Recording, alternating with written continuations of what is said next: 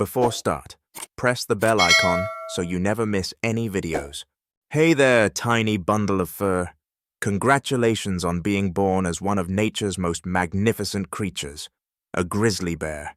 You probably can't see anything yet since your eyes won't open for another few weeks.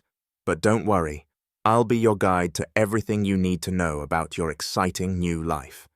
Think of me as your personal wilderness orientation specialist, here to help you navigate the wild world of being an apex predator. Right now, you're about the size of a guinea pig, weighing just around 1 pound. I know, not very impressive for a future apex predator, but trust me, you've got some serious growing to do. Your mom, on the other hand, is about 400 pounds of pure maternal instinct right now, and she's already your biggest fan. She's been snoozing in this den since last fall, burning through her fat reserves just to keep you cozy. Talk about dedication.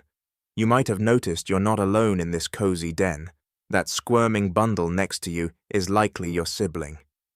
Usually, cubs come in pairs or sometimes triplets, though your mom is probably hoping you didn't bring too many friends to this party.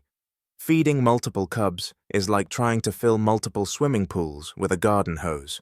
Possible, but definitely challenging. Right now, you're probably thinking, why am I so helpless? Well, that's just how we bears roll. We're born in what scientists call an altricial state. Between us, I think they just made up that word to sound smart. It basically means you're as coordinated as a drunk bumblebee. But don't worry, it's totally normal. Your current skill set includes squeaking, squirming, and being adorably helpless. But hey, we all start somewhere. Your current residence is a cozy den that Mom dug out last autumn. It's not exactly a 5-star hotel, but it's got everything a baby bear needs: darkness, warmth, and Mom's protective embrace. The den is typically dug into a hillside or under the roots of a large tree. Think of it as your first apartment, except the rent is free and the landlord is extremely protective. The den life is pretty simple. Eat, sleep, grow, repeat. Your mom's milk is basically a superfood smoothie.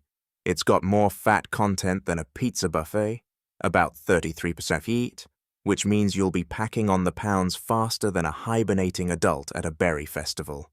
This rich milk is why you'll go from guinea pig size to bowling ball size in just a few months.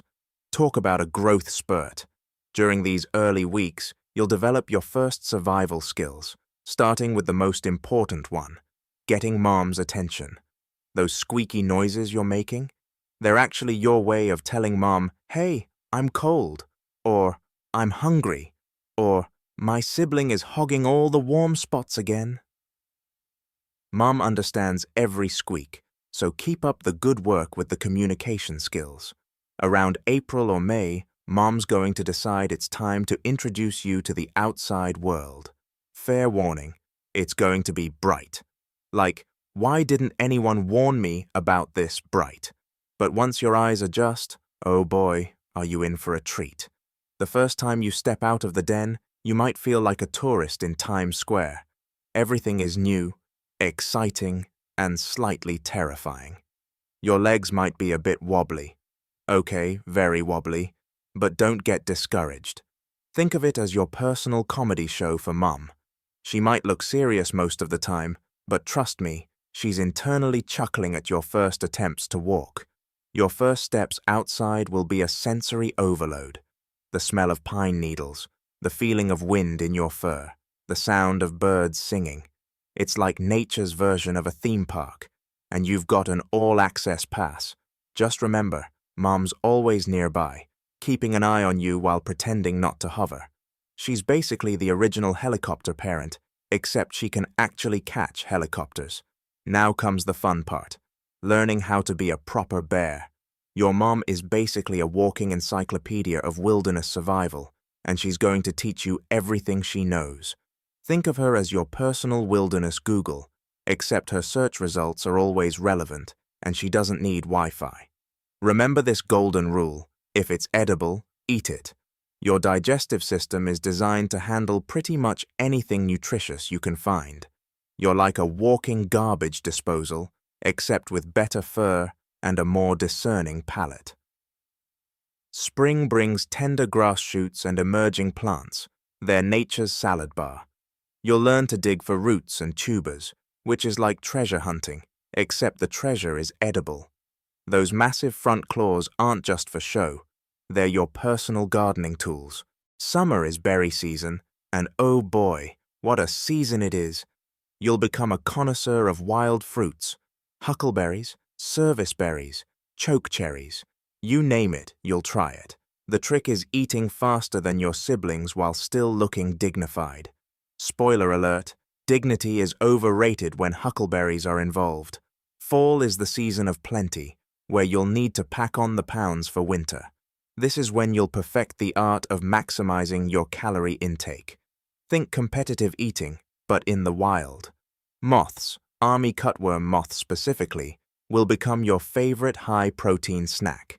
They're like nature's potato chips, except they sometimes try to escape. When you get to your first salmon stream, try to contain your excitement. Yes, the fish practically jump into your mouth, but no, you won't catch any on your first try. You'll probably just end up getting wet and looking confused, but that's part of the learning process. There's the stand and grab technique. Position yourself in the middle of the stream and wait for fish to swim by. It's like playing goalie, except the ball is delicious and covered in scales. Then there's the pounce and splash. Spot a fish, jump on it with all four paws, and hope for the best. Success rate, variable. Entertainment value for nearby bears, priceless. And don't forget the wade and wait. Stand very still in shallow water until a fish swims close enough to catch. This requires patience, which, let's be honest, isn't really a bear's strong suit when salmon is involved. As you grow, you'll develop some seriously impressive foraging skills. Those front claws will become your multi-purpose tools.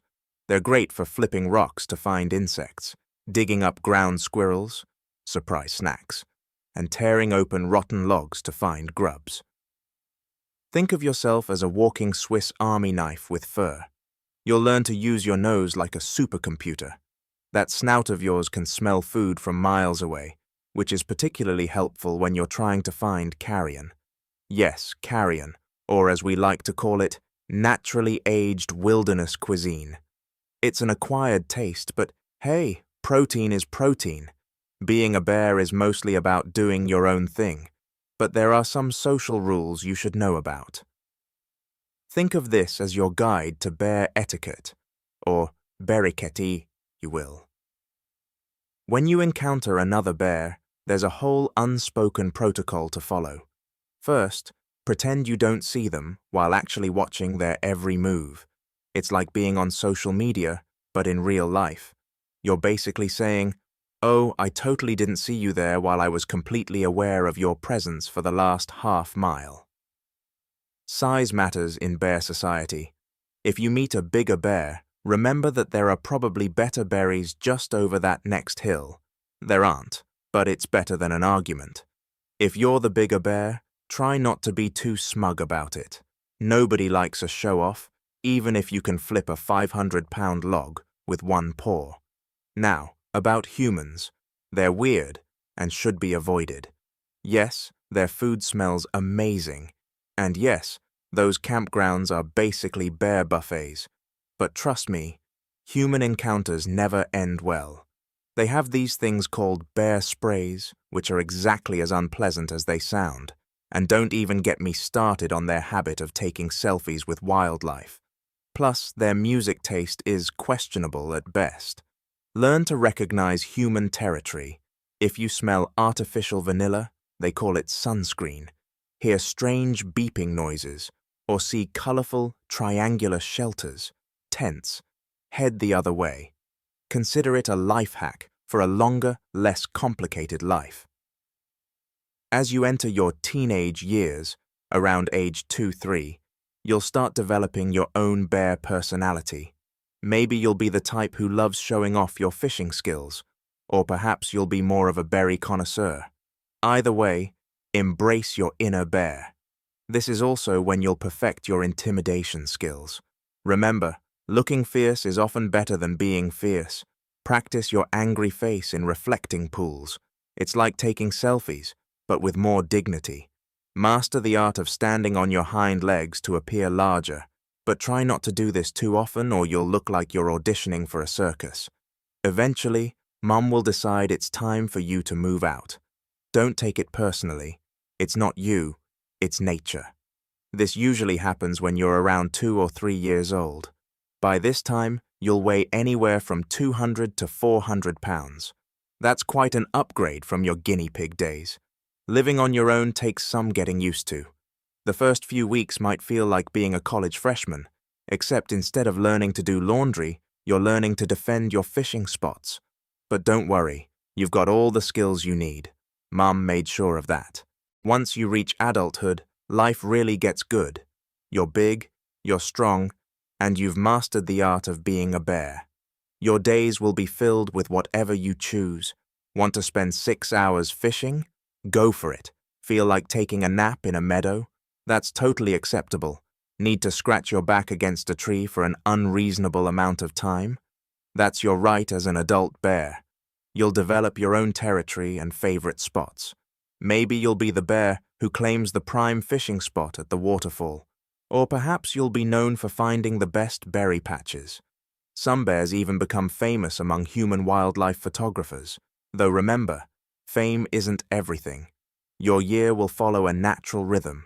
Spring means emerging from hibernation and remembering how your legs work. The first few days are always awkward. Imagine trying to do yoga after sleeping for 5 months. Summer is peak season for showing off your foraging skills and working on your summer body, which should be significantly larger than your spring body. Fall is when you embrace your inner foodie and pack on the pounds. Think of it as training for an eating competition where the prize is surviving winter. Then it's back to the den for a long winter's nap. You've earned it. If you're a female bear, you might decide to have cubs of your own someday. The dating scene in the bear world is interesting. Male bears aren't exactly known for their long-term commitment. They're more of the love 'em and leave 'em type. But that's okay, because you'll be an amazing single mom, just like your mother was.